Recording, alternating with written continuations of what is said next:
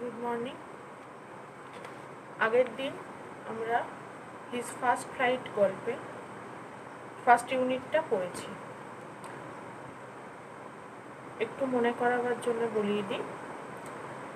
First ইউনিটে আমরা দেখেছি গল্পের মূল চরিত্র একটি ছোট্ট সিগাল, যে উড়তে ভয় পেয়েছিল, এবং তার ফ্যামিলিতে আরও রয়েছে তার বাবা, মা এবং আরও 3 ভাই বোন, যারা বাবা মা তাদের অন্য 3টি ভাই বোনকে নিয়ে আগের দিন যে পাহাড়ের ওপর ওদের বাসা সেখান থেকে উড়ে সমুদ্রের তীরে নেমে গেছে, কিন্তু ওরা সাহস সঞ্চয় করে উঠতে পারেনি বলে ওপরেই রয়ে গেছে।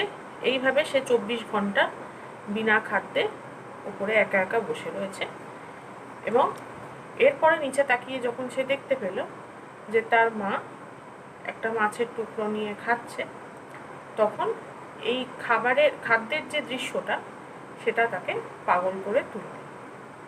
এই পর্যন্ত আমরা আগের দিনকে পড়েছি।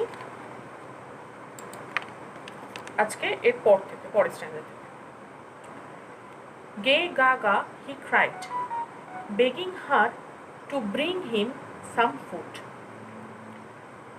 এরপরে মাকে দেখতে পেয়ে সে চিৎকার করে উঠল, begging her to bring him some food. গে গা গা ওটা হচ্ছে ওদের ডাক। হি ক্রাইড, ক্রাইড মানে এখানে কিন্তু কান্না নয়, ক্রাইড মানে এখানে চিৎকার। চিৎকার করে উঠল যাতে মা ওকে কিছু খাবার দাবার দিয়ে যায়। গ উল আহ, সি স্ক্রিমড ব্যাক। মাও ওর ডাকে একটা সাড়া দিল। স্ক্রিমিং মানে চিৎকার করা। মাও চিৎকার করে সাড়া দিল। হি kept calling and after a minute or so he uttered a joyful scream. মাকে এরপরে ও ডাকতেই থাকলো। বেশ কয়েক মিনিট খানেক বাদে সে একটা উল্লাসের চিৎকার করে উঠল। কেন? uttered a joyful scream, joyful মানে উল্লাস, স্ক্রিম মানে আগেই বললাম চিৎকার। কেন না সে একটা দৃশ্য দেখলো, that his mother had picked up a piece of fish and was flying across to him with it. সে উপর থেকে দেখতে পেল মা একটা মাছের টুকরো নিয়ে নিচ থেকে উড়ে উড়ে ওর কাছাকাছি আসছে। এই দৃশ্যটা দেখে ও আনন্দে চিৎকার করে উঠল। But when she was just opposite to him, she halted, her wings motionless. কিন্তু ওপরে ও যে খাদের কিনারাতে দাঁড়িয়ে রয়েছে তার কাছাকাছি এসে ওর মা আকাশে মানে শূন্যেই উঠতে লাগলো।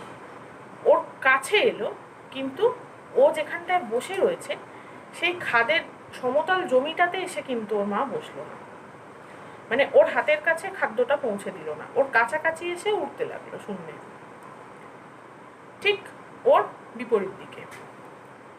She halted মানে stopped. Her wings motionless মানে গতিহীন। দেখা গেল সে আর ডানা ঝাপটাচ্ছে না, ঠিক ছানাটা সামনাসামনি মা উড়ে বেড়াচ্ছে। The piece of fish in her beak was almost within the reach of his beak. মাছের টুকরোটা প্রায় ওর নাগালের মধ্যেই, কিন্তু পুরোপুরি নাগাল পাওয়া যাচ্ছে না। Almost within the reach of his beak, beak মানে পাখির ঠোঁট, প্রায় নাগালের মধ্যেই কিন্তু পুরো নাগালের মধ্যে নয়। He waited a moment in surprise, wondering why she did not come nearer. এক মুহূর্ত অপেক্ষা করে ভাবলো, মা আরো কাছে আসছে না কেন, আমি তো পাচ্ছি না মাছের টুকরোটা। মার তো আরেকটু কাছে এসে ওকে টুকরোটা ধরিয়ে দিয়ে যাওয়া উচিত। And then, maddened by hunger, he dived at the fish. কিন্তু খিদে বড় বালাই, খিদের জ্বালায় পাগল হয়ে গিয়ে যা থাকে কপালে ভয়কে জয় করে একদম মাছের টুকরোর দিকে সে লাফ দিল। ডাইভড মানে ঝাঁপ দেয়া, যে সমতলে যে খাদের উপর সে বসেছিল এতক্ষণ সেখান থেকে ঝাঁপ দিয়ে মাছের টুকরোটার দিকে পড়ল। With a loud scream he fell outwards and downwards into space. এখনো তো উঠতে শেখেনি।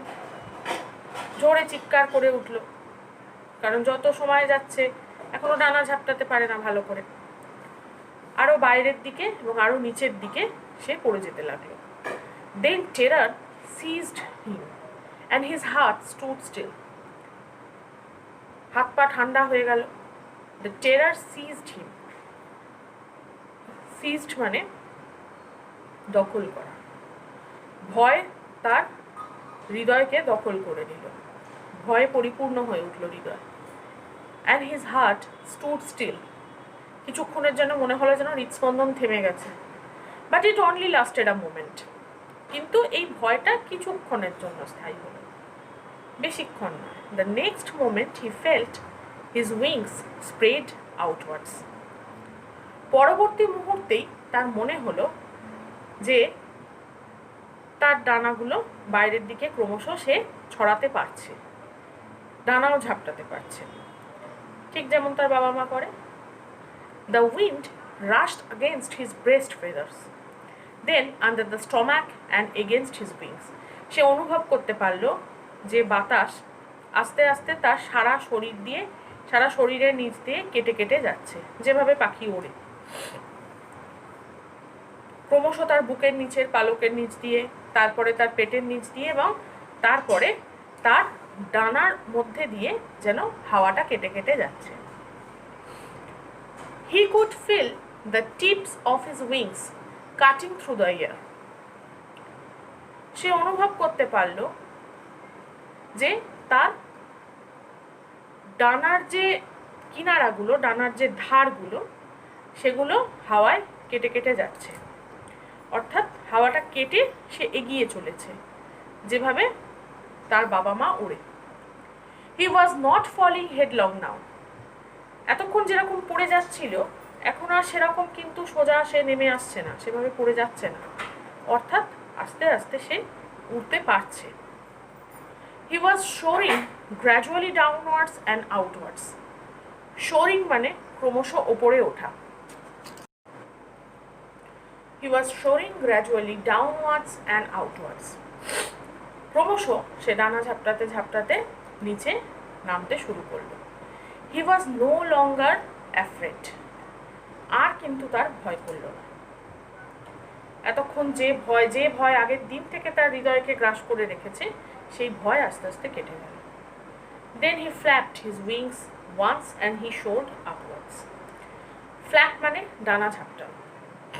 এরপরে আবার সে ডানা ঝাপটে ঝাপটে নিচের দিকে নামতে শুরু করল। He uttered a joyous scream and flapped them again. উড়তে শিখে প্রথম জীবনে উড়ান করে তার খুব আনন্দ হলো। সে আবার একটা উল্লাসের চিৎকার করে উঠল এবং আবার আনন্দে ডানা ঝাপটালো। He soared higher. এবং ডানা ঝাপটে সে আবার খানিকটা উপরে উঠে গেল। His mother flew past him. দেখা গেল মা উড়ে উড়ে পাশ দিয়ে আসছে। Her wings making a loud noise. মা চেহারাটা বড়, মার ডানাও বড়, সেই জন্য মা যখন বাতাসে ডানা ঝাপটাচ্ছে, সেই ডানা ঝাপটানির শব্দটাও বেশি। He answered her with another scream.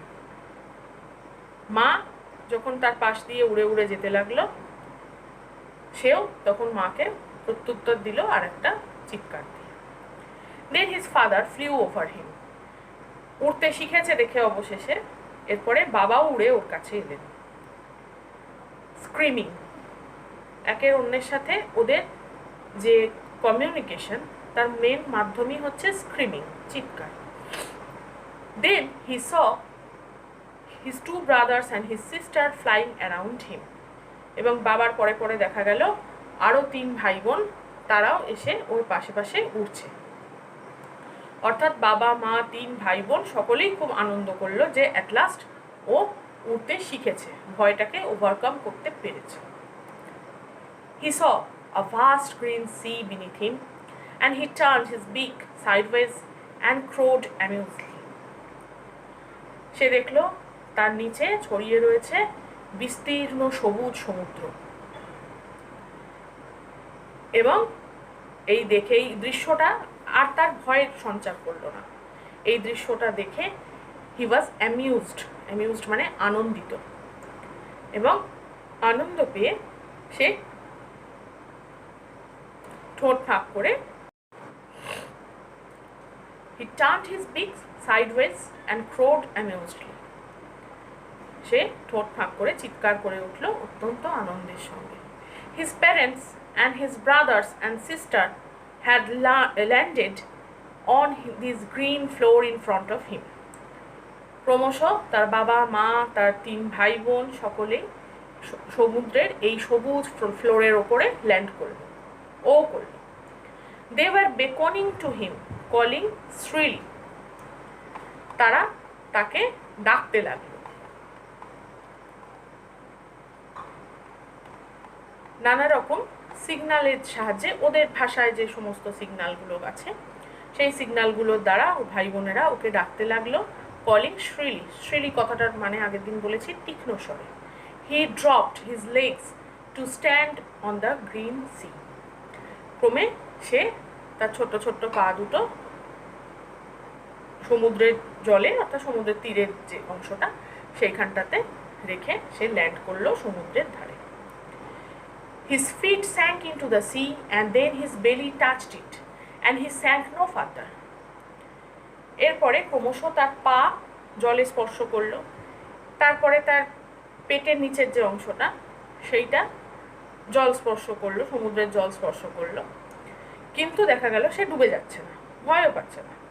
He was floating on it, floating মানে ভেসে থাকা।